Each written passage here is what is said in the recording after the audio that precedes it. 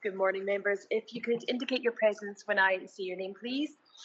Councillor Kennedy. Present. Councillor Mackenzie. Councillor McLean. Present. And we have apologies from Councillor Patterson. Okay. Any declarations of interest, members? No. Okay.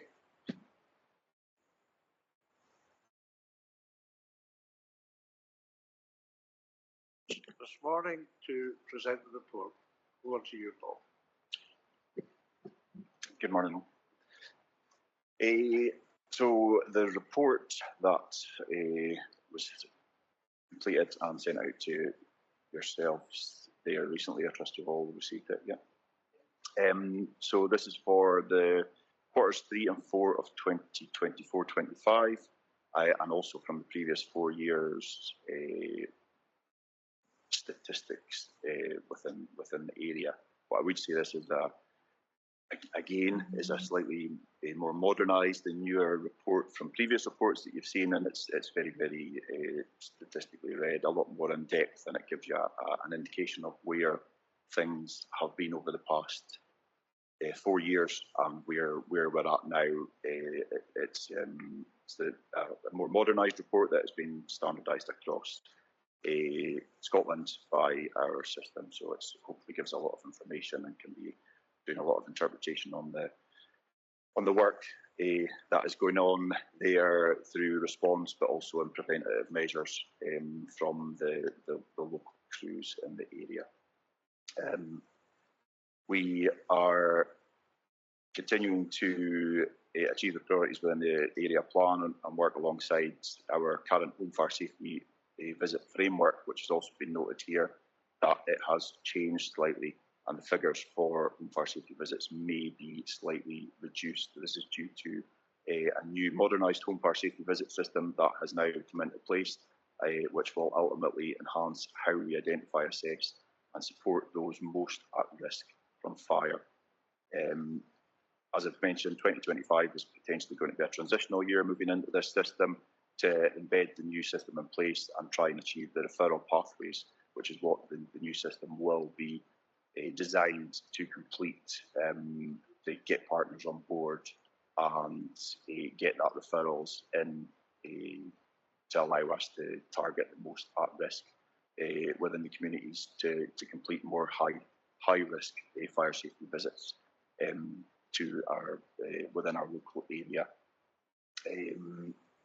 We are working hard with the local agencies to try and achieve this, but we've obviously got that GDPR. We have to be GDPR compliant, so it may take a little bit of time to get there. So we would encourage everyone to try and assist us with that and getting these referrals and agencies in place so that this can be carried out, and then we'll hopefully notice a difference going forward in a more positive manner to do this. We also have noted that we continue, local managers continue to support our partners in delivering the road fire safety programme rider refinement, which is again being delivered just across the road at Dingwall Station during the summer months with Police Scotland, and our fire safety prevention teams continue with the good work that they completed last year in all local schools for the new early drivers intervention scheme. So this is going to continue as well as Highland Bide. We are running biker down courses, which is now up and running, which gives locals that knowledge as to what to do should things go wrong, especially in the motorcycling world. So that's we've got that programme up and going. The figures within the report, as is noted, is baseline figures, but some indications the figures can be low, so it may make meaningful statistical analysis challenging. But as you can see, they are there. You've all got the report. I'm not going to go over the exact figures. If anyone's got any questions on any of the items within the report, then please let me know. And there is also some good work at the back of the report, which is the bit that I rather like, is to promote the good work that's been carried out by the massive amount of work obviously going on over the last year in the local area, especially with the refurbishment of the station during this time, which I am pleased to say is now complete, although we had opening, which is where we're at there during the reporting quarters. by the Chief Fire Officer, who came up to officially open the completed station. But there has been work continuing since then in the appliance bays and externally, which has just been completely finished recently. So that's good news for me. Just less construction working on, but the station is looking massively different, and it allows the crew to get back a little bit more working within their station on a normal basis, and getting all that good work which has been noted at the end, getting the visits back to the station, people round, seeing the new station, and getting that fire safety message across to lots of people. So it's given us a massive opportunity to do that with better facilities that are more suitable in this day and age, to promoting that, but also promoting the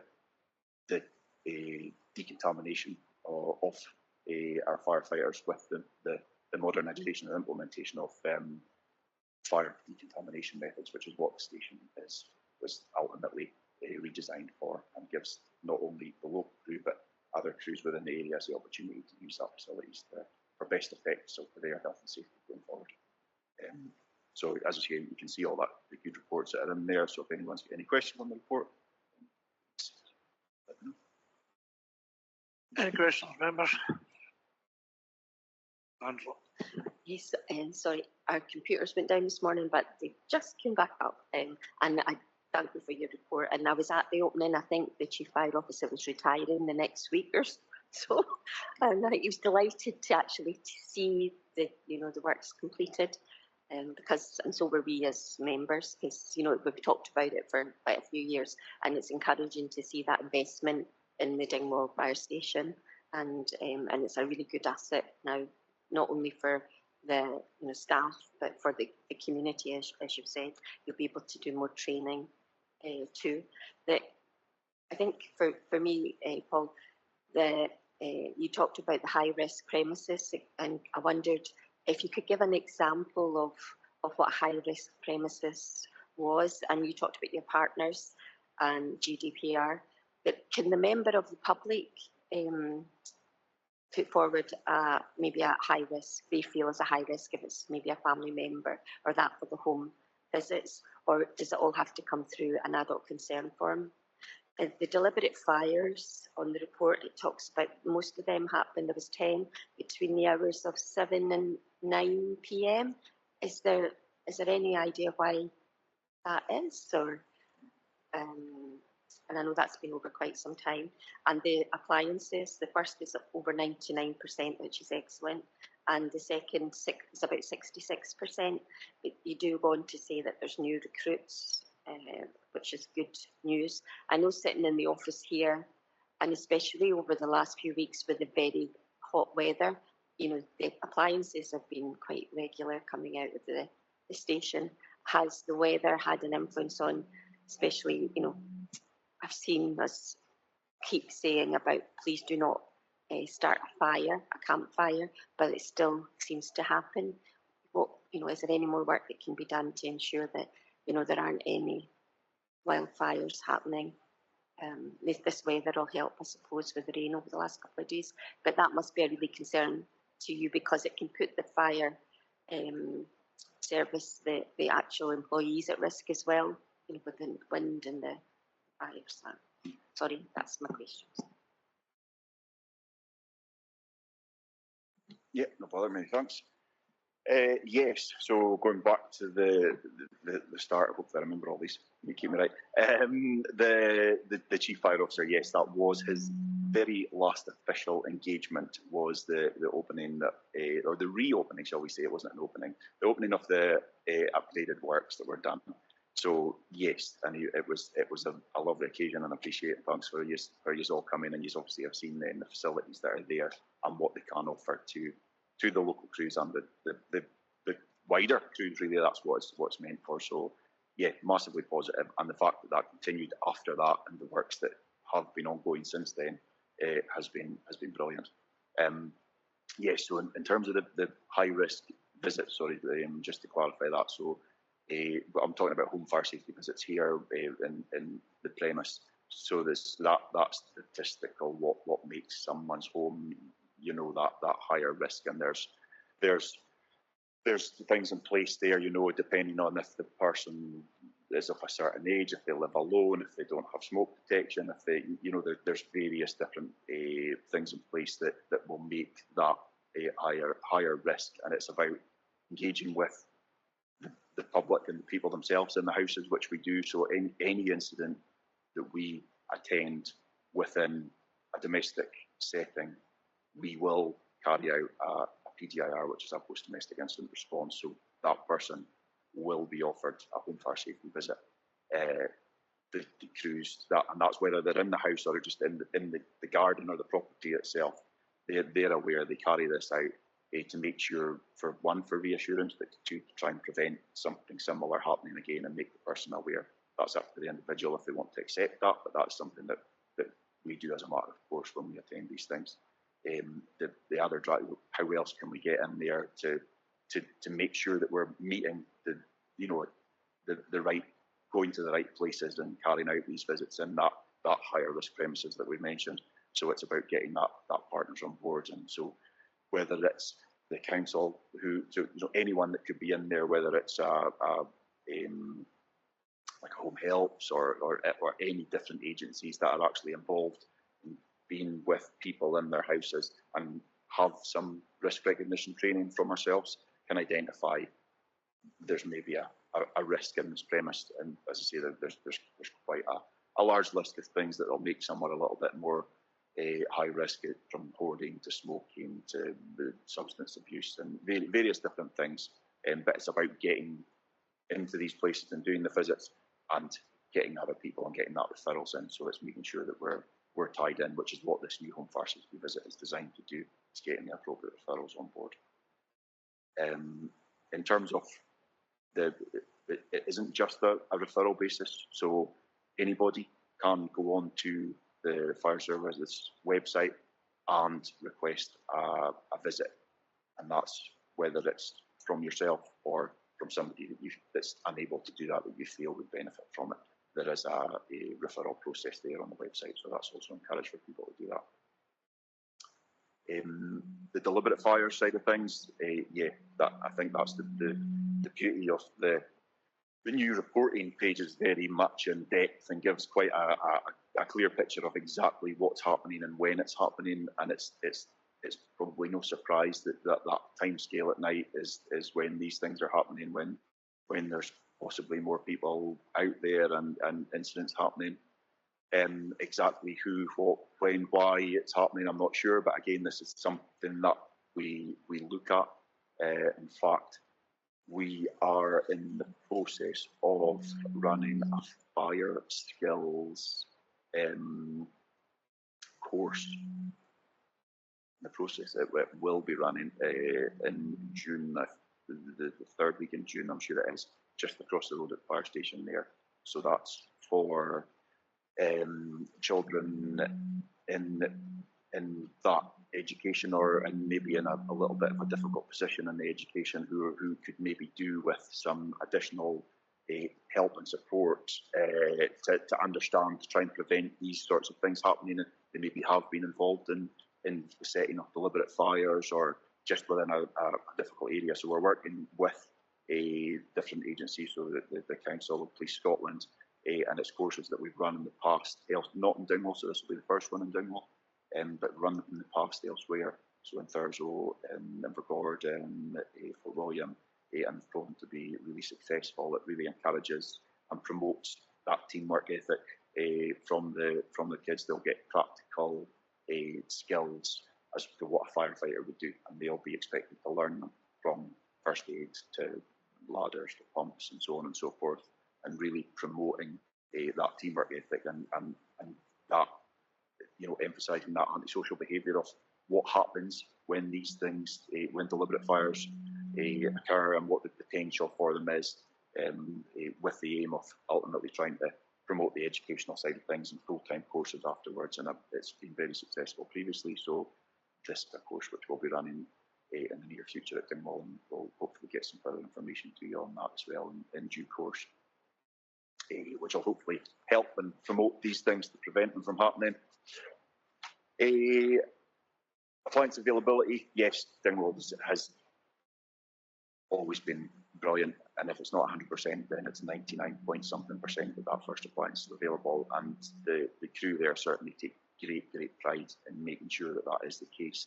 The second appliance is also gone up slightly from previous. It's actually gone up again recently from following this, even although the crewing numbers remain low and we are still recruiting.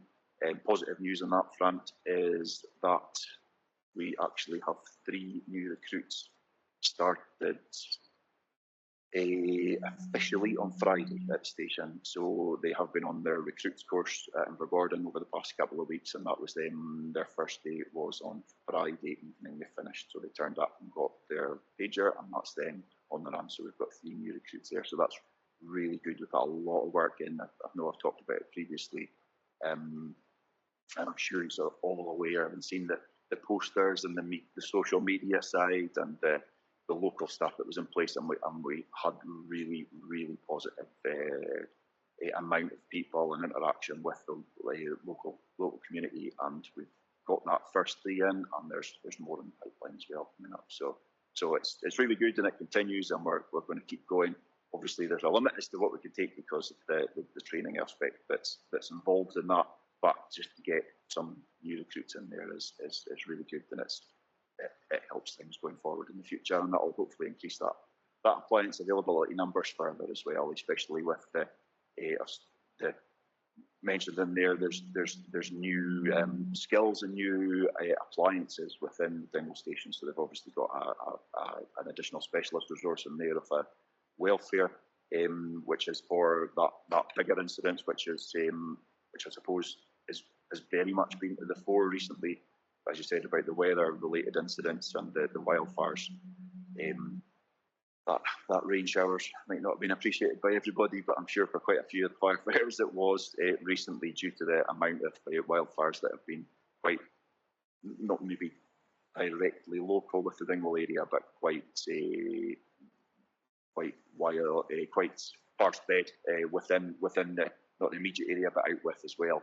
So the local crews do attend these things because of the amount of personnel it requires, but especially with this welfare unit, that goes a further distance to help supply the crews with that adequate rest facilities, and even if it's teas, coffees, foods, toilet facilities, so on and so forth. So that's good by the local crew as well. In terms of preventing these sorts of things, I'm sure you've all seen the social media messages that go out there from the Scottish Wildfire Forum, which are promoted and backed up by the Fire and Rescue Service.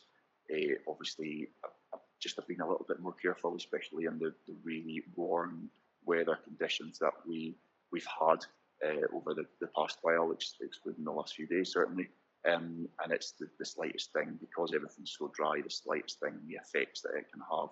And I think everyone is aware of that, and it's more just about continuing to promote that and making people aware, engaging with local campsites and tourists that come in to make sure that they're aware, if they've not seen this messaging, that when they do go out and about and enjoy the lovely countryside that Scotland offers, that they just be a little bit more cautious and aware, certainly when it comes to wildfires, because of the devastation that it can obviously have on the environment and the wildlife, and and not to mention the dangers and the people that can be there, and then the people that have also got to go there, and firefighters, and deal with such incidents afterwards. So yeah, it's just about keeping to promote that sort of things.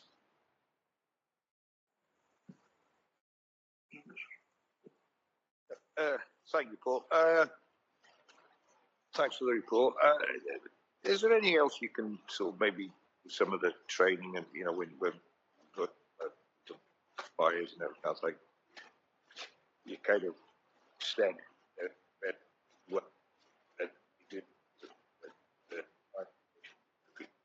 worth doing anything in some of the schools as well, about the dangers of it.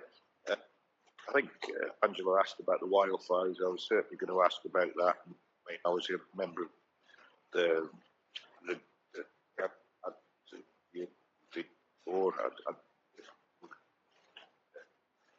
We reunited with thing. That's going to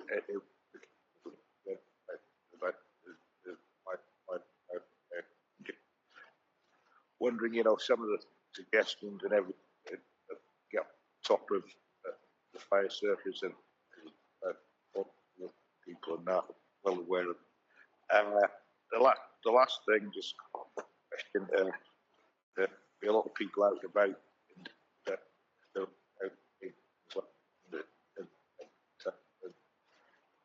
the gossipers to get going.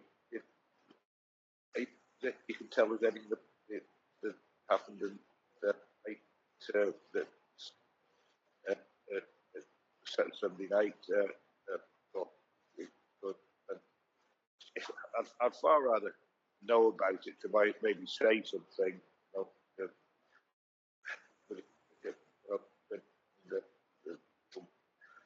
Garson attack or something. Yeah, shares up because I'm certainly going to go. I'm sure I'll get asked a few questions. I'd rather get as much as possible.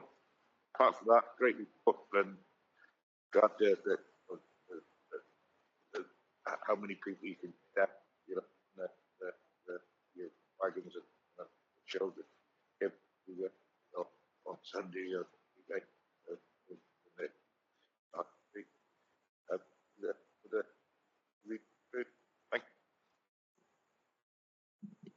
Thank you very much. Yes, so the message is definitely is something that we continue to do, and it's not about the response side of things. It definitely is on the preventative side of things, and from a very, very early age, which we continue to do, and from you can see in the report, it's great because you've got all these. I say young kids, but it's children from very young to certainly within this reporting period, very young to the secondary school ones who have been along the station. But it's not just about coming along to the station and to see the fire engines. And I know that's what it's like to come and see and do. But it's that message that we can deliver when they're there about depending on which time of year it is. But ultimately, it's that fire safety message, should I say? But also we do go to the schools and continue with that same things, depending on what time of year it is that message that we'll put out there. Obviously there's this time of year is about that getting out and that wildfire risk to obviously when you start getting towards October time, there's obviously getting towards the bonfire safety and that side of things there. So it is a continual thing. The crews do attend the schools and do that, but it's getting that visit to the station, and whether it be schools, whether it be groups, it's something that we continue to promote and try and the preventative side of things rather than the response side of things. And as much as the other thing I talked about, the fire skills course is a preventative side, but that's because things have gone a little bit further sometimes, and but it's about trying to prevent it going any further. But we definitely do have that initial response to try and get them initially. The wildfires, yeah, it is a very tricky one, and certainly this year that period of time there that we had was not very Scotland-esque, and the very dry weather, and that was probably the extremes there. I suppose another bit that I've not touched on in terms of the messaging that we're getting out there and continuing to hold these things to the same, that preventative note, is the modernised approach and new appliances, and not necessarily within Dingwall, although I could say about the welfare unit, but there is additional training and support for the crews to try and deal with these wildfire incidents. Now it's done on a tiered approach, depending on which station you are, because not everyone can have all the capabilities to do everything, so it's spread out. So I suppose an appropriate thing is at a local level. So if Invergordon Station, for instance, is a tier 3 wildfire station, which means they've got additional 4x4 capability from a 4x4 vehicle along with an ATV that carries a pump on the back. They've come on the run very, very recently, and I know were used quite prominently. The biggest one of recent note there over the last wee while was obviously in Coben, the Out Forest direction. So that's a response from that cruise. They are backed up by tier 2 stations who have given additional support, and there is the additional 4x4 vehicles carrying different tactics and different training and things that we use now with like leaf blowers, just different methods of trying to prevent this wildfire, to try and put it out, because they are generally very difficult to deal with depending on where they are and how they're managed. But so yeah, rest assured there is a lot of crews have been upskilled with their training and the kit that's available to them in the local area, trying to help with these things. In terms of yesterday's incident, yes, I was off at the weekend. I've just come in this morning and received a update and a report on it. Probably appreciate that. One, I don't have a massive amount of information on it, but two, I can't go into too many details. But what I can say is it was an incident that was an external fire that started, I believe, in an alleyway outside, that then had spread to a domestic property, and became a little bit more difficult due to the fire spread through certain areas that weren't accessible, with the potential to go maybe a lot further. The response, as you've seen, numerous appliances there from not just Dingwall. That was the initial appliance that turned up was from Dingwall, and that's what happens if you need additional resources. They come from further afield, so Invergordon, Inverness, Beauly, so on and so forth. So yeah, great response from the crews, who did really well. And as much as, unfortunately there was that initial that fire spread to the domestic property, people that were in it all managed to get out. There was no injuries or anything, which is obviously great to hear. And multi-agency response from police and the fire spread, the ambulance service as well there, just to make sure that everyone was safe. It unfortunately did have a slight impact on some local businesses, I believe, as well, but I believe this is possibly minor, and I think they should be open today, although I've not had direct confirmation of that. But it was mainly the domestic property that was involved. That's everyone got out and were safe and well, no injuries, so that was positive. And yeah, I know in what light, especially in the area, you will be getting asked a lot of questions, and obviously hopefully the football will do a little bit more talking and take that away, and there'll be some good results tonight to be talking about the football instead of that. But yeah, fingers crossed for some good results tonight. If you don't mind, I've just one carry-on question. Going back to the wildfires, how do you think that the council's ranger service do trying to tell people about outside fires and things? Have there ever been any things where you reported any fire service fire problem? I know we've got a few right back toward your service. Yeah, certainly. I think with anything like that, whether it's wildfires or anything else, the having that availability and spreading that message and making sure people are aware of the dangers of what can occur is vital. And it's about thinking of new methods, and because you can't. I suppose that's the problem, is you can't have people everywhere. Everything's that vast.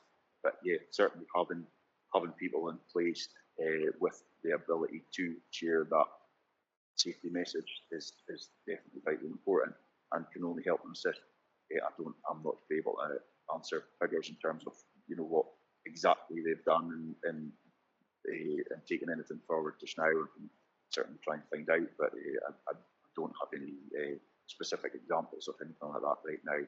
But yeah, certainly over the past week, I've seen the way we've had the more and the different methods and the support, sharing that and getting that out there. I think the majority of local people are aware, I suppose, but it's a lot of the times it's that people coming in and maybe not quite agree with the weather, for instance, that we did have there recently, and then the dangers of what happens. It's quite often when you do go out there, you will see a lot of people having campfires and barbecues and in really dense wooded areas, and it's these things I certainly know do get reported. I'm not sure by who, but it's yeah, people maybe with a little bit more knowledge of what the consequences are.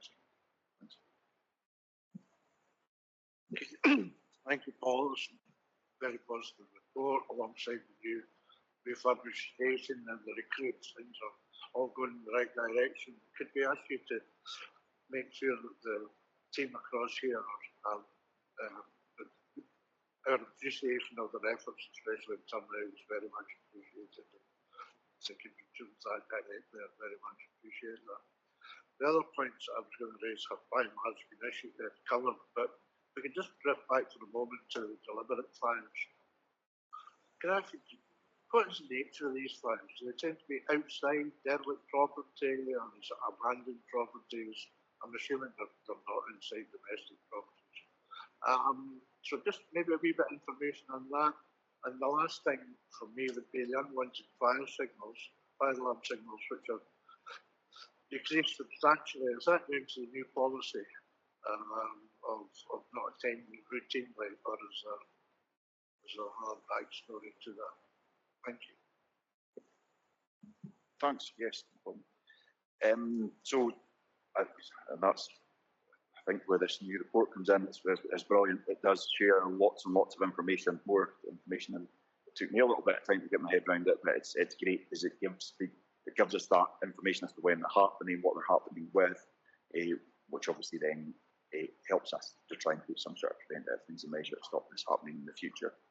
But yeah, so the deliberate fires, certainly the majority of these, as per the report, is refuse, is what they've been reported back as. So 10 out of 10 are refuse fires. So yeah, bins and so on and so forth, I suppose.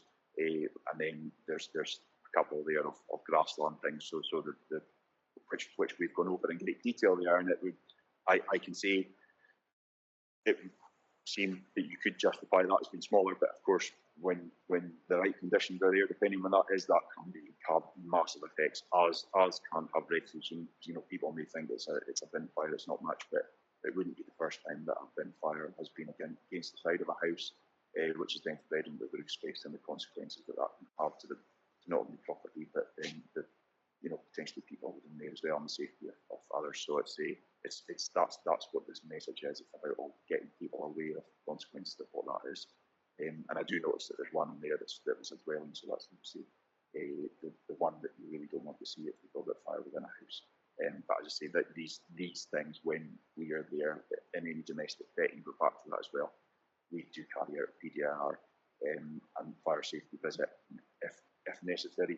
Then we can refer that if we think there's dangers of harm within there, and we can pass that on to the other agencies that need to know about this and will be dealt with in the appropriate manner. But I think that's the beauty of this new report. It gives us all that information there, so we can see what it is. The unwanted fire alarm signals, the UFAS, as we call them. Yes, so in 23 we took in the new UFAS policy, so we wouldn't be attending non-domestic premises or premises that are out of sleep in this, basically, and that puts it back to the person, the premise responsible person within that environment. So if their alarm is to actuate, then they carry out that initial inspection as to what's causing that, which obviously prevents that unnecessary risk of the appliances getting about to the things that there is no fire. Obviously, if there is a confirmed fire, or if it's somebody hitting a break pass rather than that smoke detector that's gone off because of dust, then we will always attend with a backup caller with multiple smoke detectors activating. So it's not that we're not attending these things, it's just that we have looked and have done a lot of work in trying to prevent the unnecessary attendances, which obviously could delay attendance at more prevalent incidents that actually could do something, but then it also takes away that time scale for the crews to carry out all that other good work that we've talked about today, that fire safety inspections, and ultimately the training side of things.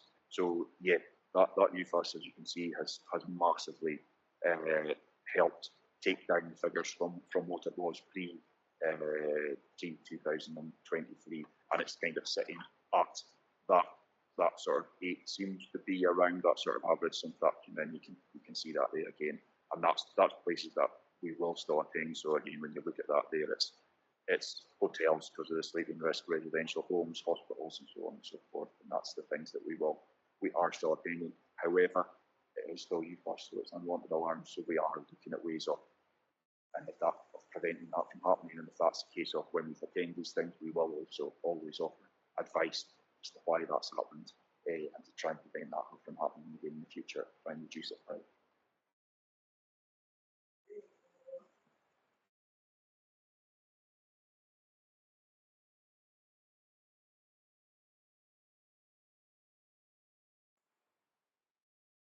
Thank you.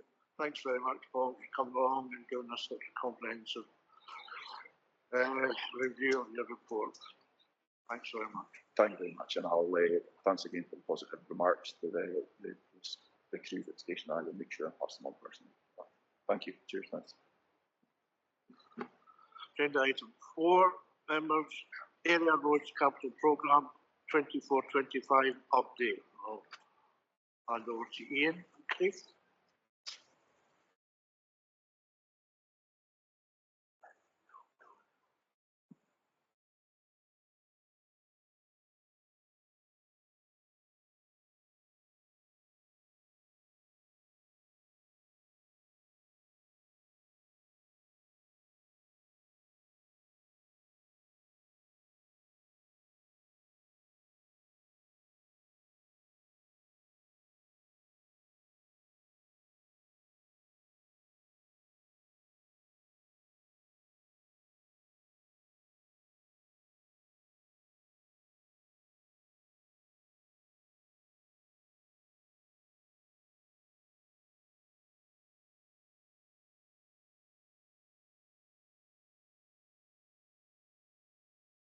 So this report is an update on the work for 24-25. It's for audit purposes, and it lists the work, the progress in the schemes that were approved at committee, and also lists the additional schemes.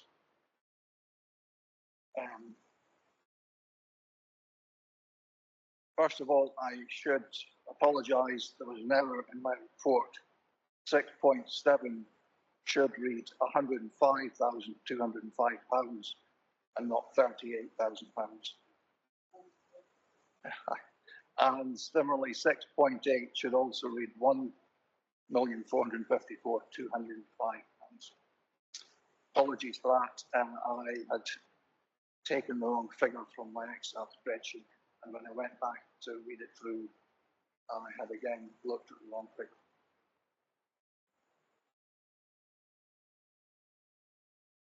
So the budget allocation for Ross and Cromarty that year was just under £3.3 million,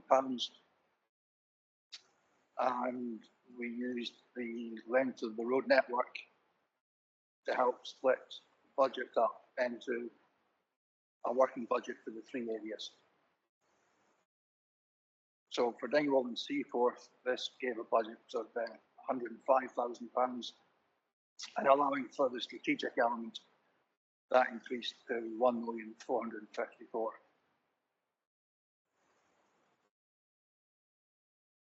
I've talked a fair bit in the past committees about how we select schemes, so maybe I can skip that and we can go on to the actual schemes that we undertook. The 862 Conon Bridge to Muir of Ord, the surface dressing, we did patching there, but we didn't complete the surface dressing. That's been carried forward to this year. Last year, the chips we got from the quarry significantly failed the SID test. We're not talking 1%, 2%. We're talking 20 to 30% failure. That would have compromised the operation and potentially have led to road safety concerns. So on that basis, I cancelled the surface dressing programme. The chips were picked up and removed back to the quarry at the quarry's expense, and there was no additional cost to the council.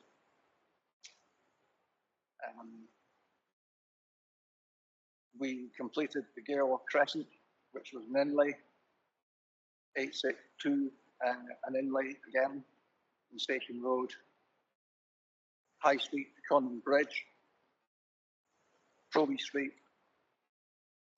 the 862 at Greenhill Street, again the 862 at Newton Road, the 834 at Mill Street, and the U44-84 Harbour Road in Dingwall, which also included a bit of Ferry Road. We took the opportunity to work with our colleagues in the Safer Routes to School and undertook works on the A862, the Great North Road, next to the primary school.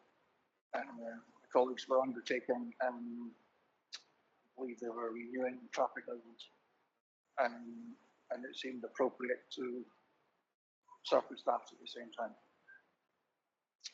And we undertook works on the footway at Tullochcastle Drive following a complaint from somebody with disabled issues. Originally there were 2 schemes approved, and I managed to undertake an additional 9 schemes. So I would be pleased to take any questions. Oh, just if you could just refer to Newton Road, it's deferred and then patching completed. Could you just tease that one out? Inlay isn't patching, is it? Yes, yeah. It was again. It was due for patching and then surface dressing, and again it was down to the stone chips. Okay, so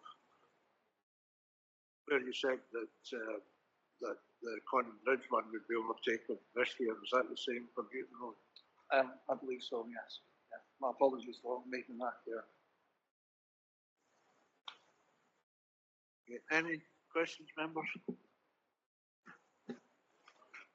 Whereabouts is Harbour? If you go, it's right down the bottom of Ferry Road. It looks like there's a little crossroads. That's on the left. Yes. To the canal. Yes. And right down there.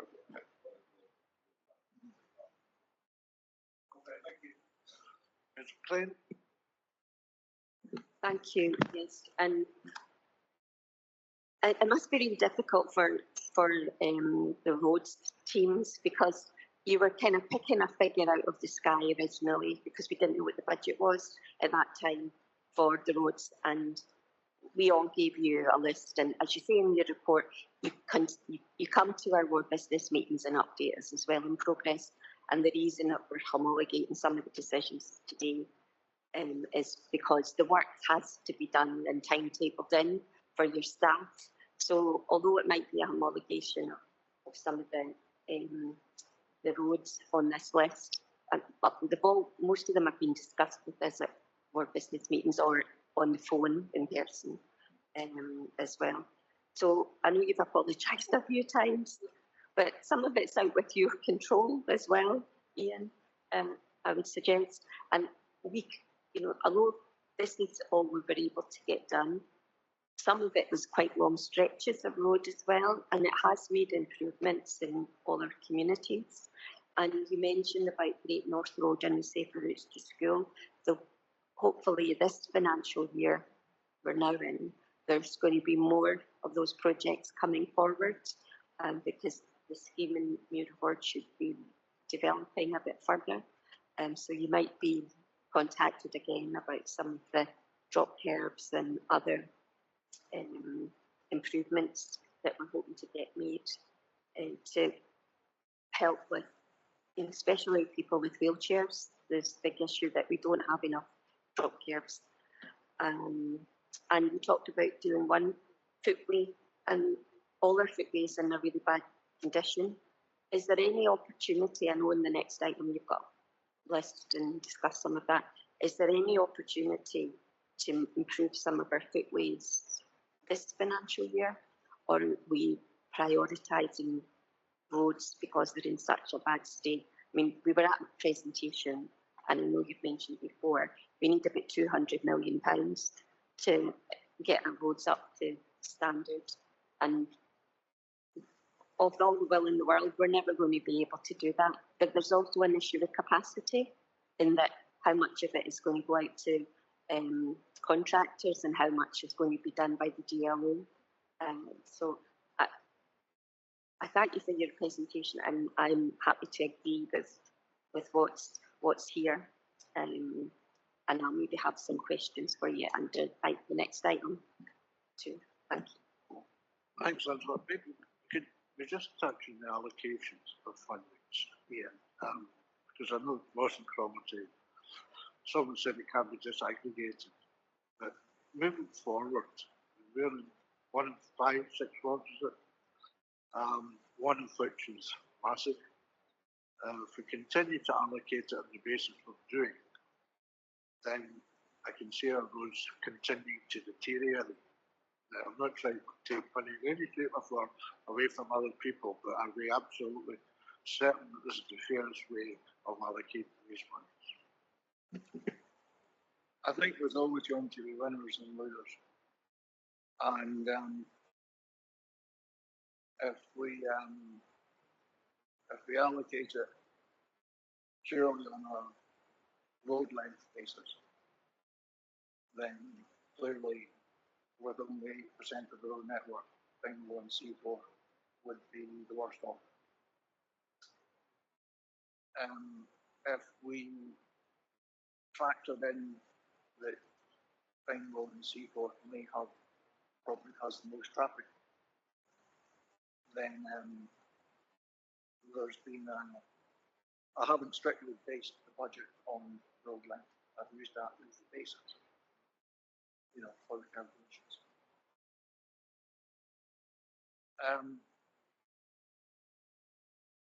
It was sort of interesting on the next committee paper how I managed to extract a figure for cost of works in Dingwall and Seaforth. And that made it possible to look at the other areas and then disaggregate the budget based on the notional damage. But again, there will be winners and there will be losers. And it's not always going to be the case that Dingwall and Seaforth will be getting more money if that was done. It's perhaps something I can take away and bring back at a ward visit meeting. I think that would be helpful, members. I think that we understand how difficult it is, but we're aware of the need for major roadworks in our ward. So yeah, we'll do that. Members, the recommendations in front of you at 4.123 committee. Thank you. Okay, item 5, comparison of recent capital programmes and required works. Back to you, Ian.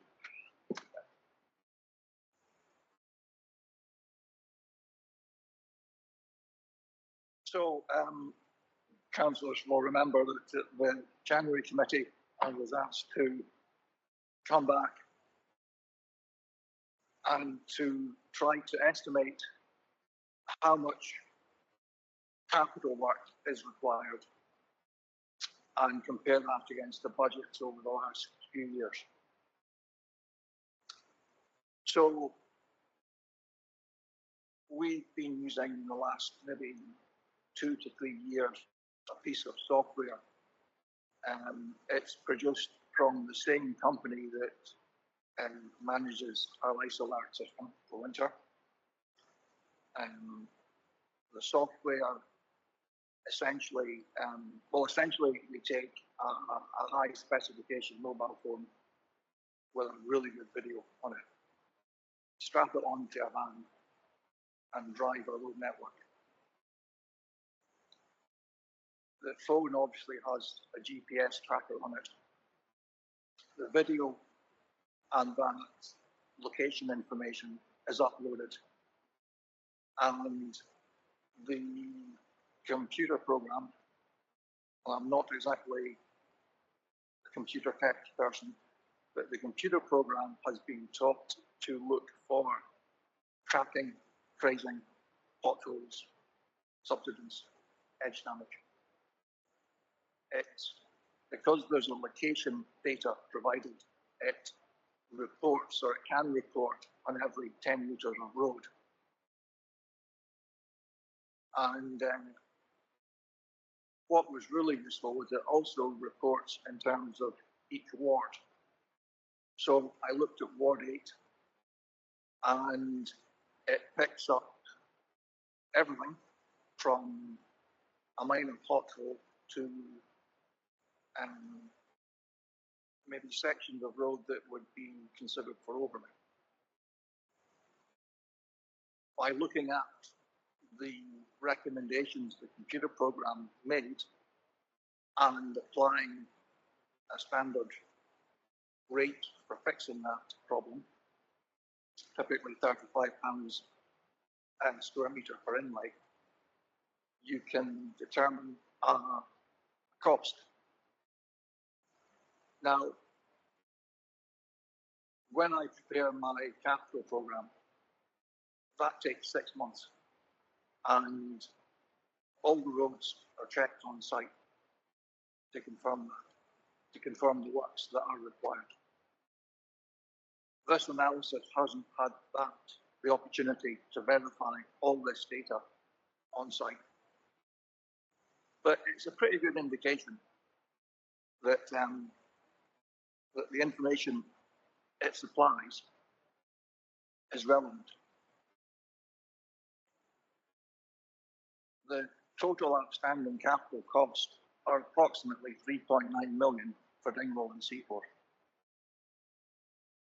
Now that's consistent with a figure that was produced several years ago for the whole of the Highland Council, which was in the hundreds of millions.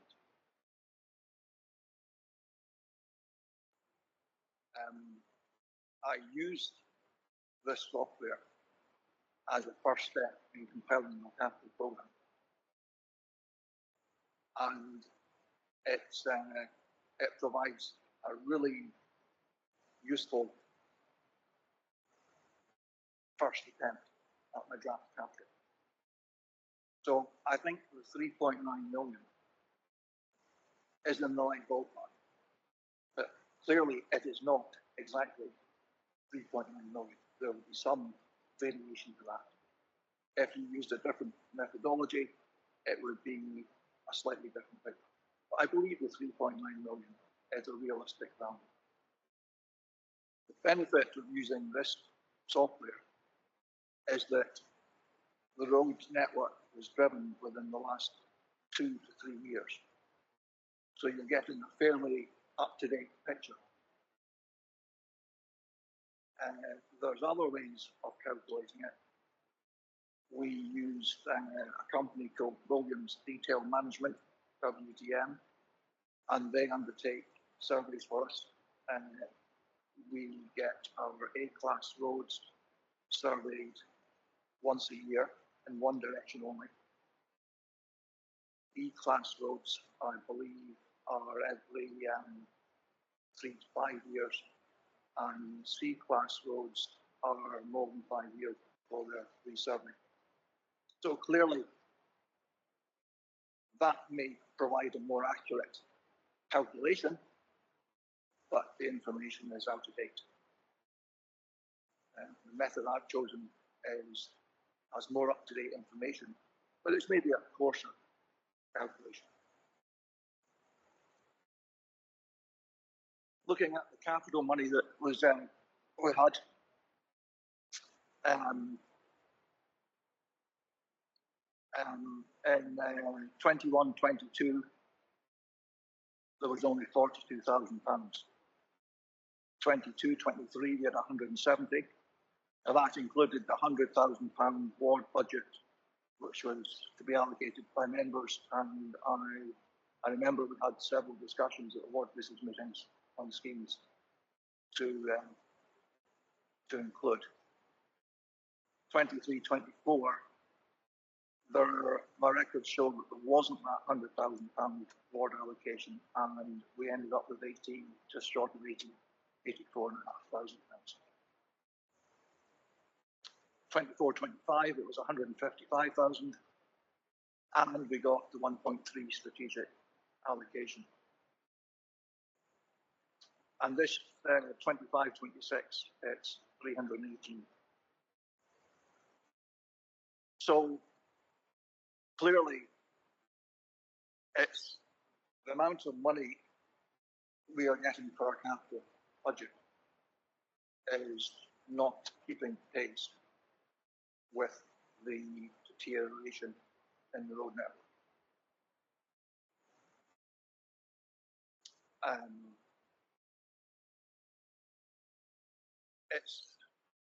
I think, to be honest, this exercise is proves what we all know. And I'd be pleased to take any questions.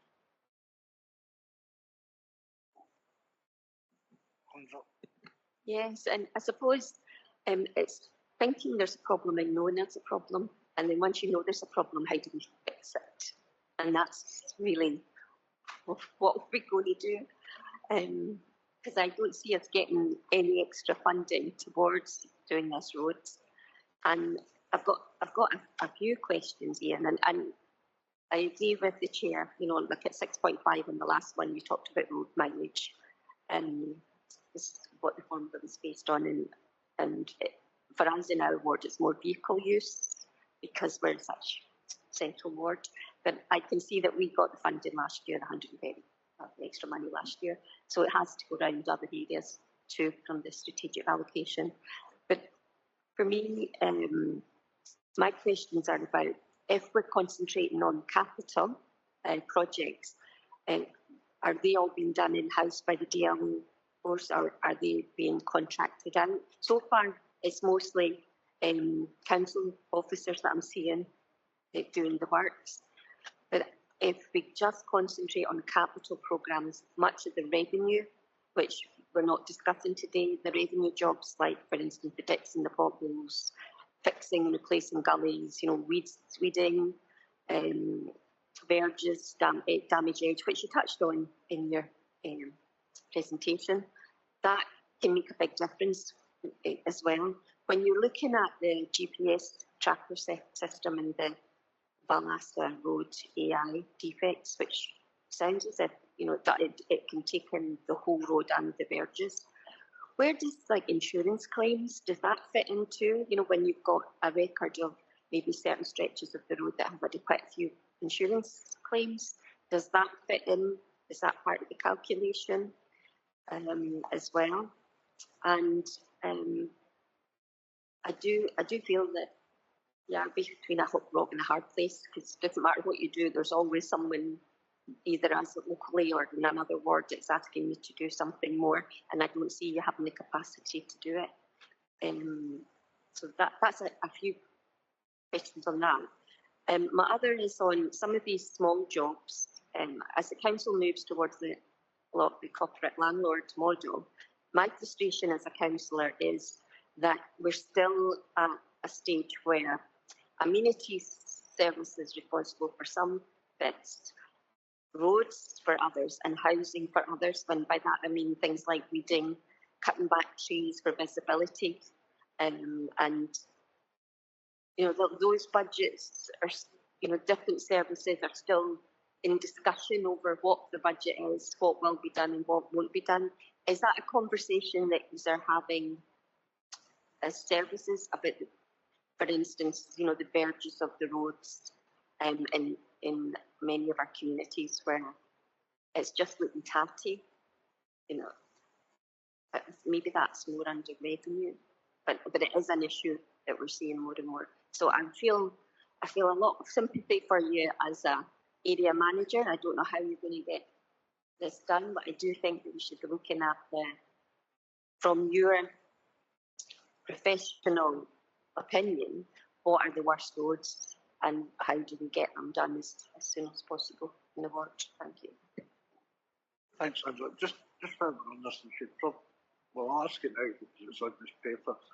The year 24-25 is an allocation of 155 is now over. Is there money retained within that to do the two schemes that have been deferred? No, I spent money on surfacing. So those schemes will be paid for out of this year in allocation. Okay, and sorry, Angela,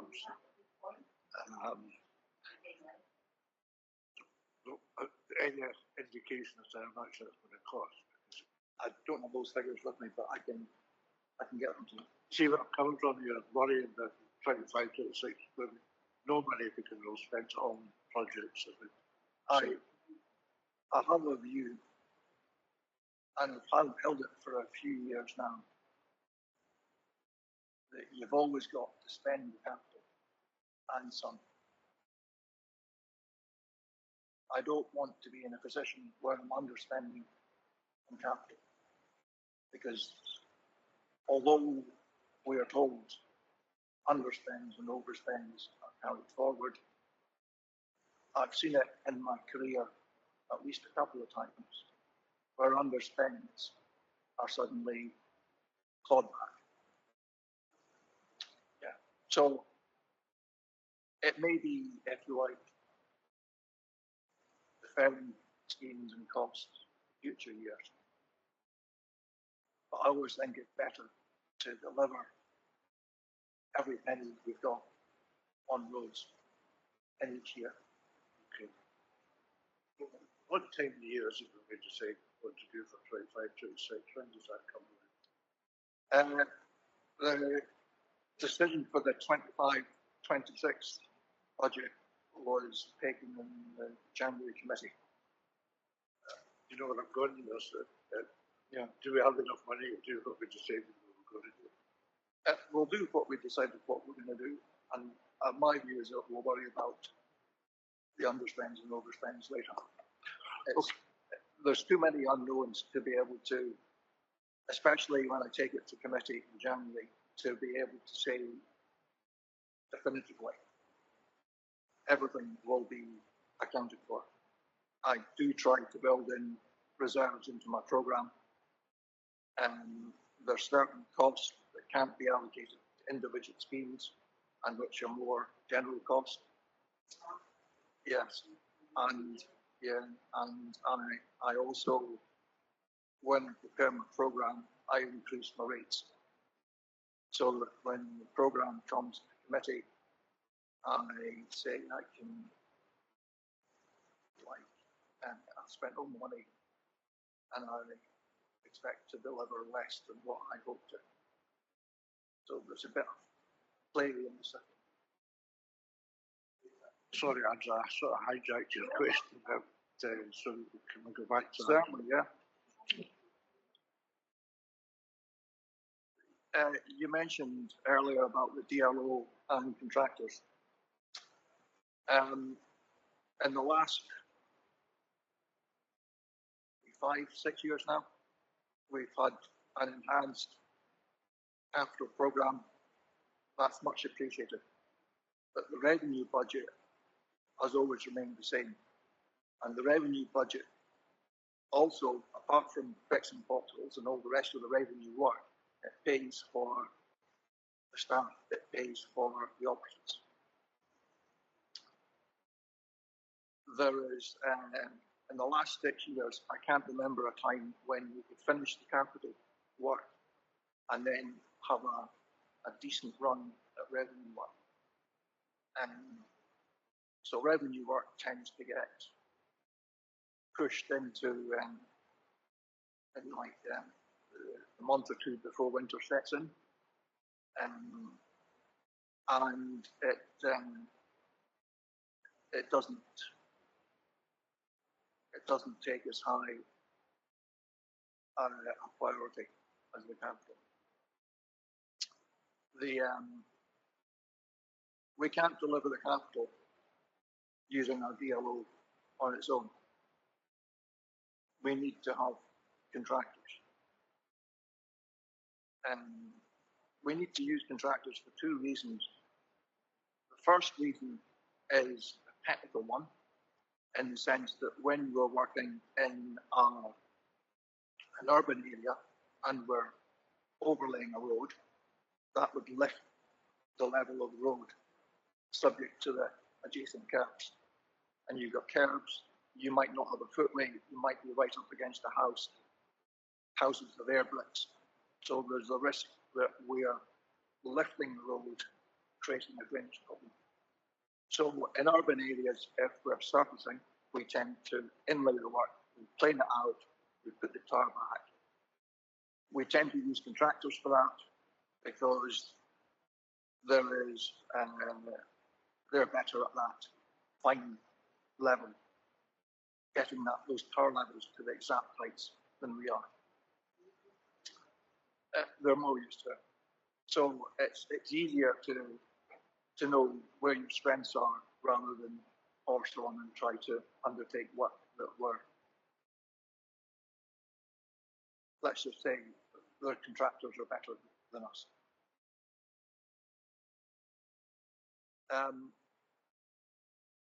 You're right in the sense that that software program, it doesn't discriminate between what's revenue and what's capital. And the costs that came out are based on what I believe are probably the capital element to it. The software comes up with 3 recommendations: area patching, and spot patching, and crack sealing. So discarding the crack sealing and the spot patching, taking the area patching is probably a reasonable approximation for capital works. And that would be, it might be long sections of overlay, or it might be taking out a junction. I think that correlates reasonably well to what we would prepare in our capital program.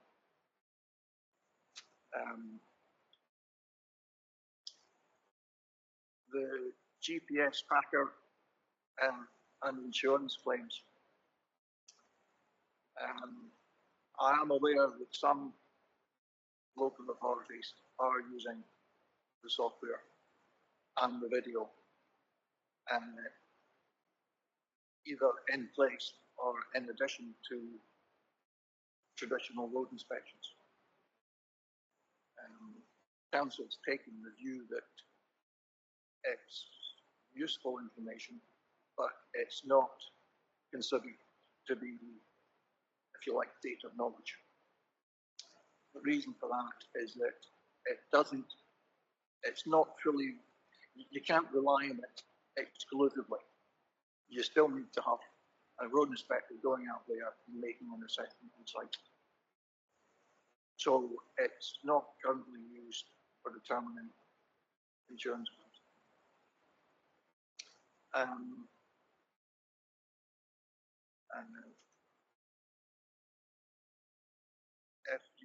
If councillors want to come back to me with footways,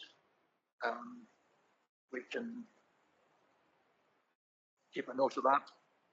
It's too early in the season to predict how much money I'm going to be spending, but that's work that can be carried on. It's not as seasonally dependent as, say, surface dressing, so we can extend that into the autumn.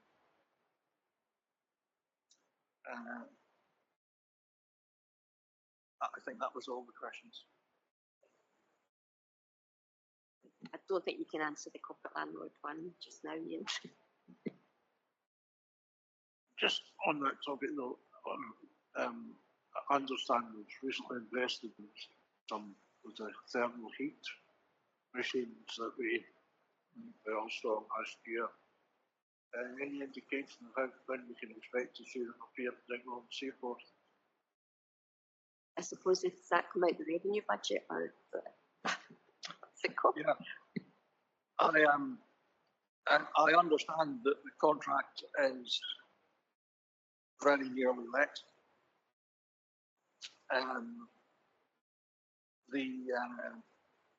Once it is awarded, then my intention is to be using that as quickly as possible. I don't understand, I don't know whether it's a single machine, and I believe that it may be several squads that are coming up. My understanding, I may be wrong here, it was 3. It could be 3, yeah.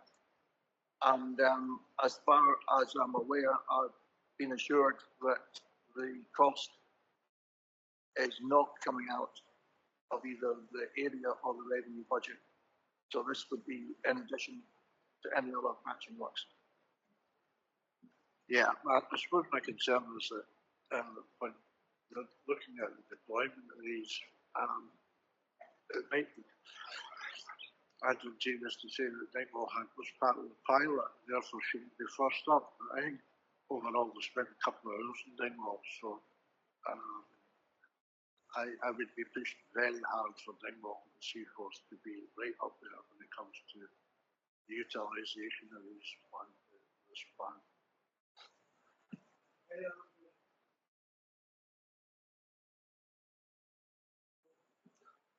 Thanks, then, Ian. We are recommendation in front of you here, 5, but I'm invited to note the contents. Yeah, agree there. Can I Thank you. just ask you, are you going to be in for a little bit? Because there's a couple of questions that have been brought to our attention that are not part of the area committee. Okay. Yes. Okay. And we'll look forward to seeing a more business future in the relatively near future.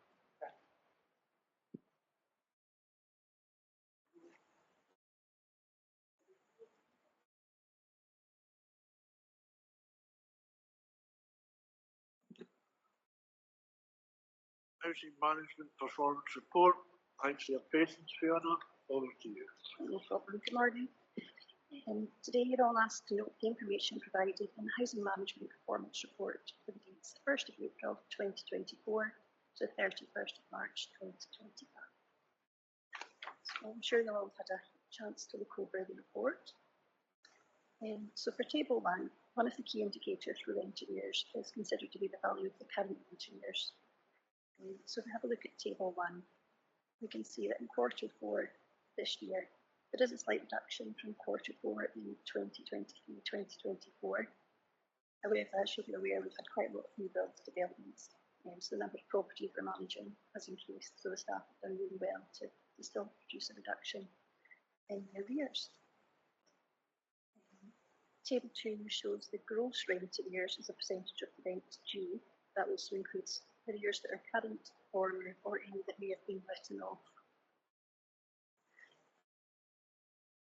Table 2 also shows that the gross rent arrears as a percentage of annual rent due has remained at the same level when compared to quarter 3, but is lower than the period last year and remains below the Highland average and also below the Scottish Housing Network's benchmark. And again, that's due to the dedication of the teams who work really hard with their tenants.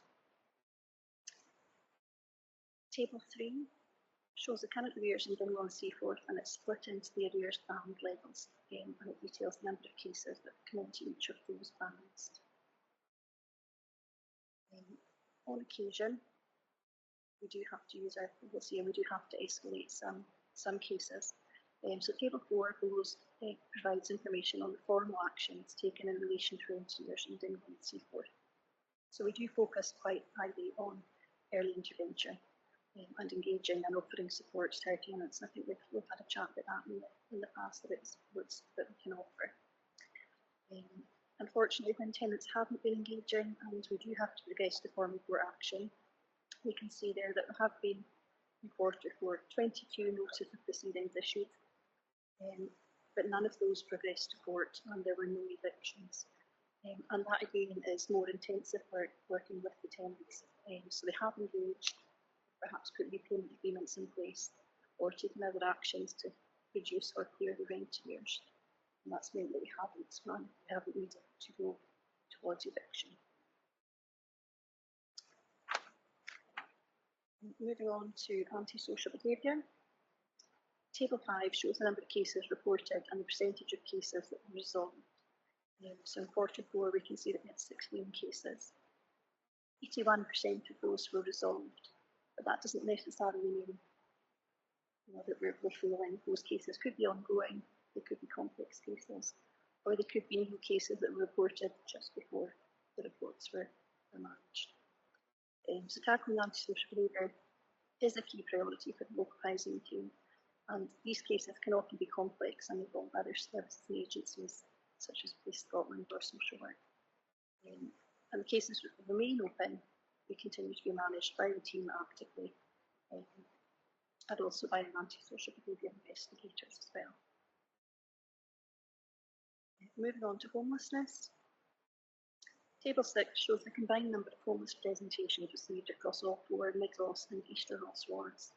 It's not possible to disaggregate these figures. So we call it a homeless presentation, so that is when a member of the public presents to the Highland Council in a time of need, because they're either already homeless or are faced with the potential of homelessness.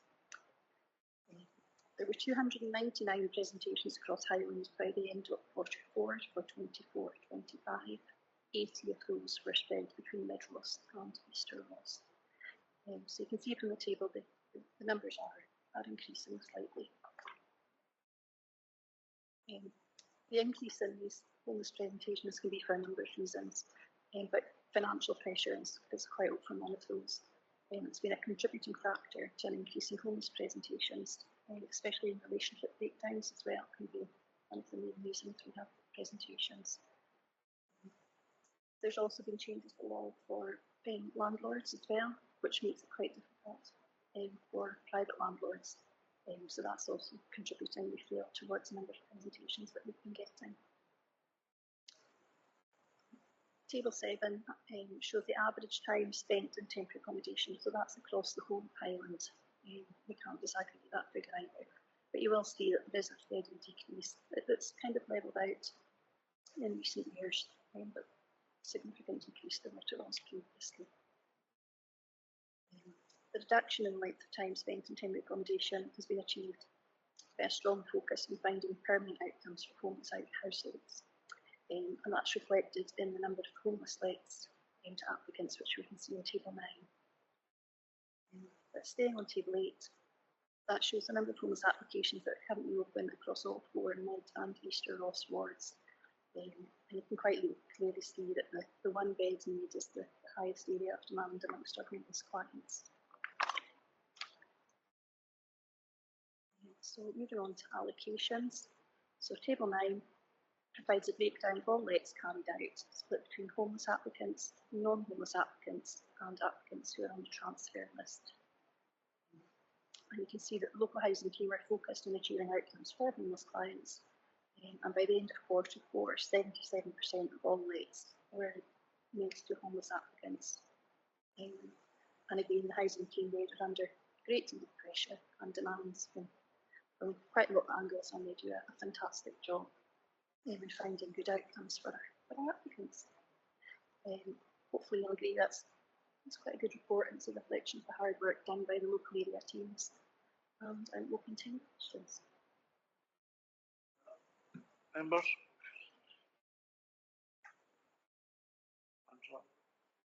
Yeah, thank you, Philip, for that report.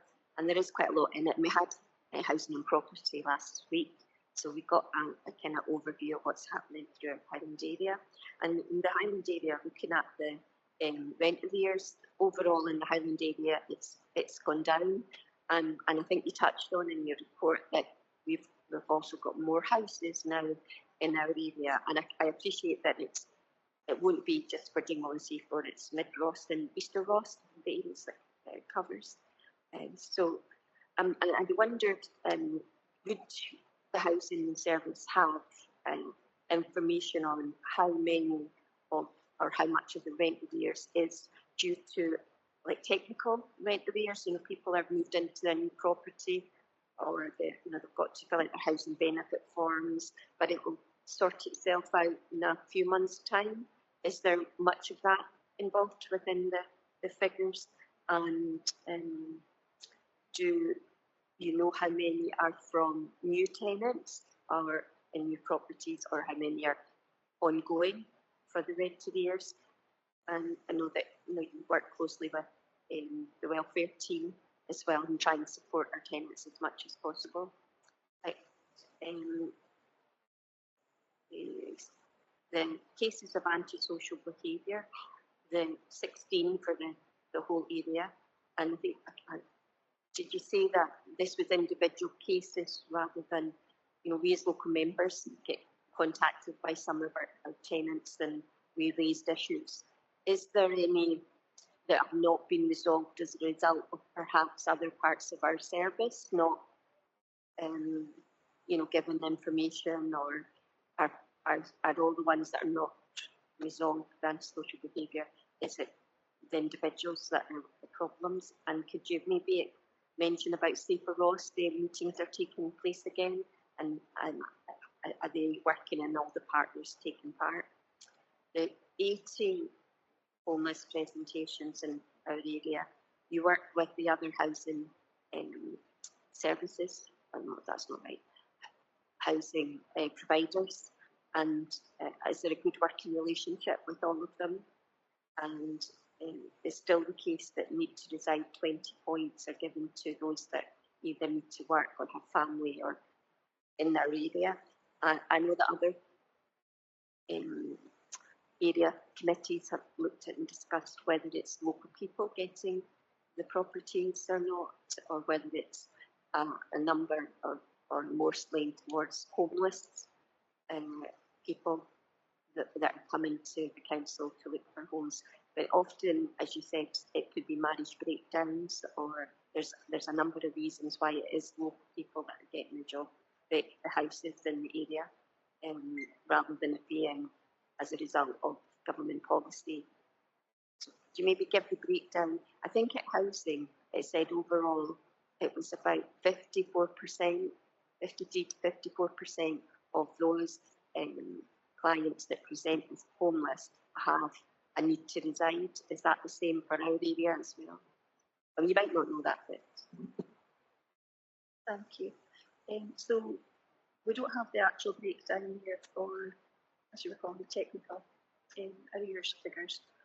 The majority of our tenants are on universal credit. So if that's a new claim, that can be 5 to 6 weeks before they start getting their rent paid for them. So we do expect there to be a little bit of arrears there for some new tenants. So that probably explains your lower two bandings, why those are quite high, because a lot of those tenants will fall into the lower level bandings with the levels of debt. And we work closely with them, as you know, referrals to welfare support, budgeting advice, and we get small repayment agreements in place with the majority of tenants who are happy to engage with us. Anti-social behaviour, so yes, as you mentioned, we've got Safer Ross that started up again. We were without that for quite a few years, and that was due with GDPR concerns. It is up and running. It started again in January this year. So that's a weekly meeting with the local police officers, and in advance they'll send us a list of the cases that are relevant to housing that have happened within the past week.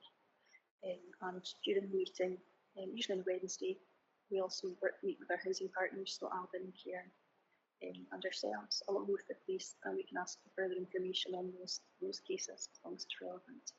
And that way we can do some joined up working. We may not be made aware of any issues, so we can then follow that up ourselves if it's a housing issue, and we can follow our own processes there. Sometimes it might require joined up working with the police. So that's a good way for us, and it's a good tool for us going forward, and hopefully it'll continue. There are quite, there can be very complex cases where we do need to involve the police or social services, sometimes the fire service if there's fire concerns as well, perhaps. So sometimes that can cause delays, not significant ones usually, but getting everyone to work together and be on the same page for a good outcome all round is what we aim to do. So in homelessness, we do work well with the HHR partners, so our areas, Alban and Cairn. So as you know, we all allocate from the same meeting list. And if they have hard to let properties, sometimes they'll approach us to see if we can identify a client for them as well. Need to reside is still 20 points. As you say, that's for people who've lived and worked in the area or are moving in for work. So that remains the same. You touched on the local connection through homelessness. So previously, we could refer somebody back to their home council area within Scotland for a homeless service. That's no longer the case. If you're homeless within Scotland, you can present as homeless in any local authority area, and we will provide the service for them. So that does have an effect on our local figures. Inverness probably gets the brunt of it, so the trains and the buses stop in Inverness, and that's where a lot of people will get off. But we are seeing a bit of an overspill from that as well, and there are people who come to the area who want to live here and to claim a homeless service. Yeah, they will be treated fairly like all our other homeless applicants, and we will help to find them a permanent outcome. I think I've covered everything.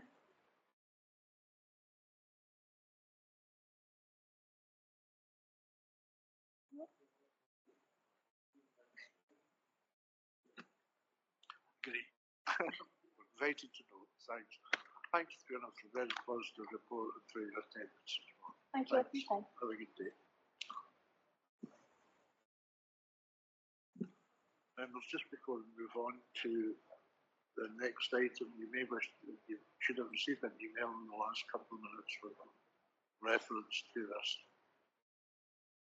part of the proceedings, just so you're aware of that. So moving on, agenda item 7, Community Regeneration Funds Assessment of Applications. Chloe with us? Hi, Chloe. Hi. Hello, good morning, Chair. Good morning. And Can everyone hear me? Okay, great, thank you. So, good morning, Chair, good morning, members. So, ahead of this morning's meeting, you would have hopefully received the report and accompanying assessment and RAG summary for the project of events producer carried out by the Community Regeneration team. So, as a brief background, at the ward business meeting on the 24th of March, Dingwall and Seaforth members indicated their support to allocate the Tranche 5 Highland Coastal's community funds to employ an events officer for Dingwall and Seaforth.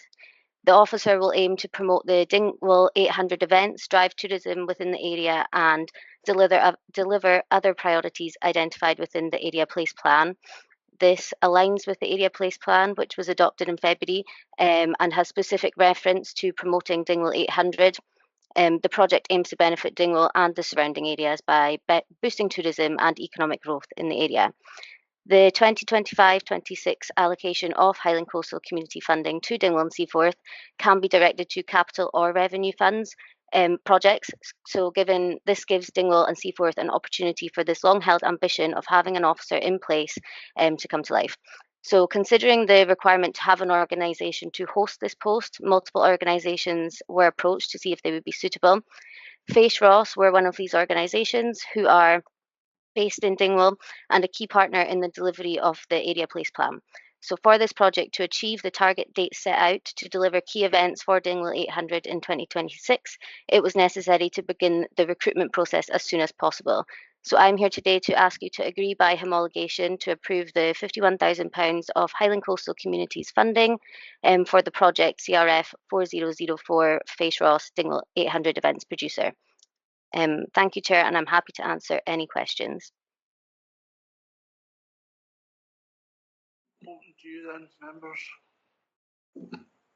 Angela?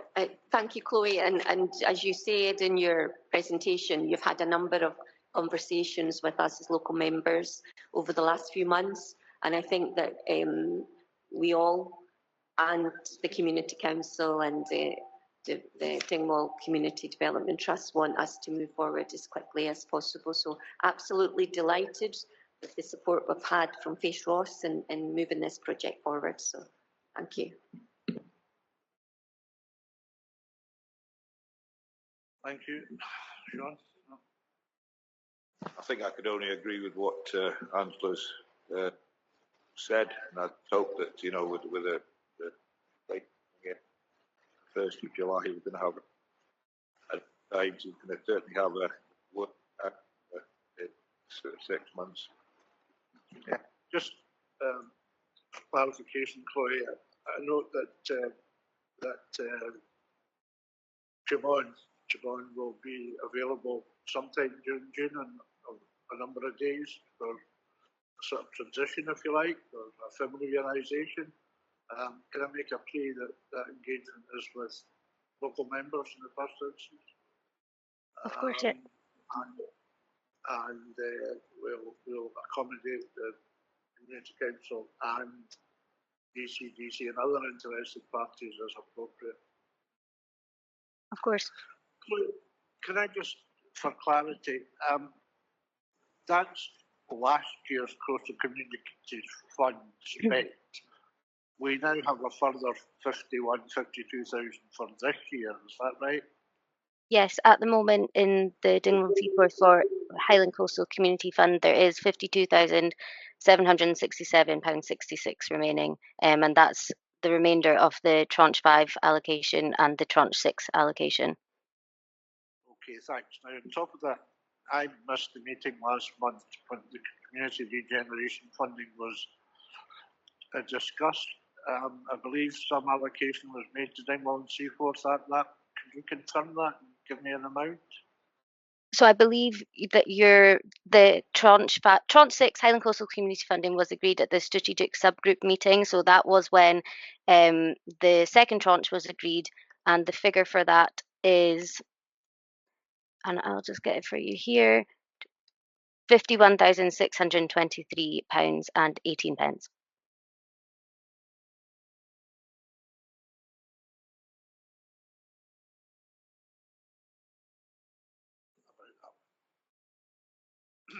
Any questions, members? Okay.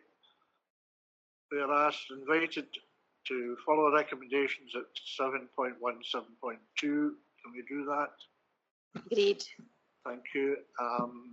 Just to confirm, members, Siobhan Robertson has been appointed and will take post on the 1st of July. I think we all welcome that, and she's got a lot of work to do in the next year or so. Thank you, members. Agenda item 8, approval of new street names. They're listed in front of you. Can we agree those? Can I ask a question, Chair? The Certainly. first one was homologated, because I think that didn't come to us as local members, and maybe that's a good thing, given how difficult it was for us to come up with a set of names. Hopefully the Community Council will get up and running again, but I hate the word homologate, because that means that we as local members were not involved. So that's just going to raise that. I've raised it with other services as well. We need to be.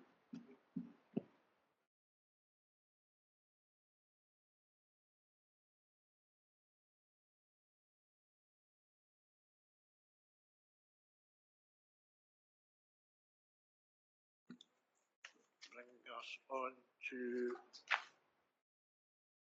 Dingwall and Seaforth Ward discretionary budget applications approved since last meeting. They are again listed in front of you. Newgun Trust, Muirvor Golf Club, Dingwall Academy, Conon Maryborough Bowling, Muirvor Golf Club, Dingwall Fire Brigade and Dingwall Community Council. Can we agree those? Agreed.